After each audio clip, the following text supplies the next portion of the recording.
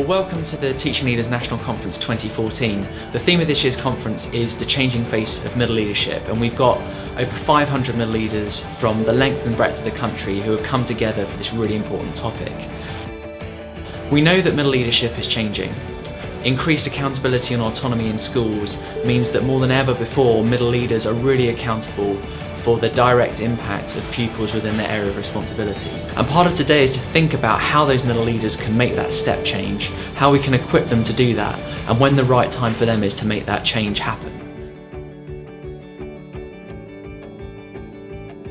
Now, the interesting bit comes in terms of looking at what you actually do relative to what you think is important.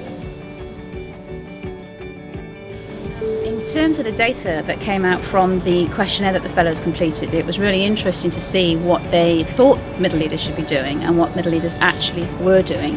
One of the things that really stood out for me and for Peter Hall-Jones, who delivered the session, was in terms of outward looking and what they do outside of schools, and that was considered a very small part of their overall middle leadership. And yet when you see the interaction with the Teach Meets today, I think at the end of today that a lot of that would change, and they're actually learning a great deal from each other, which is really about looking outside their schools. The best way to do this is to actually appoint a community. So we worked on looking at people who share a real passion of working with students with SEN right across the state. If it hasn't worked, having the courage to say, this hasn't worked, why hasn't it worked, and what can we change to make it better?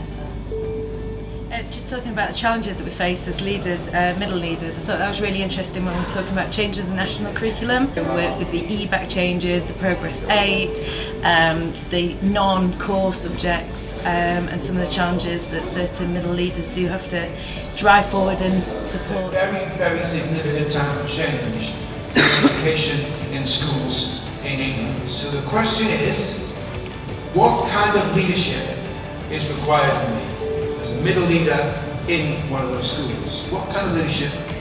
I'm also going to speak to my team, and I'm going to ask them what their vision is from the ground up, so hopefully we'll get a meeting of minds from the top to the bottom, and then we can find a really good way forward for our schools to progress.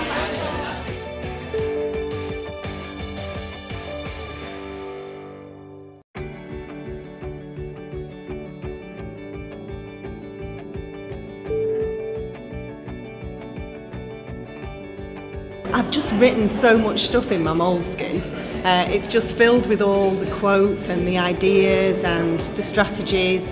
I think it was really interesting to be in the Teach Meets and to hear different people's ideas, and although they might not be your subject, to think about how you can then turn that into something that you're doing or taking it whole school. So Rachel and I have just been talking about maybe developing a new work experience programme for our children so that they are inspired and that we do get them having the aspirations and wanting to go on and be fabulous people and have great careers.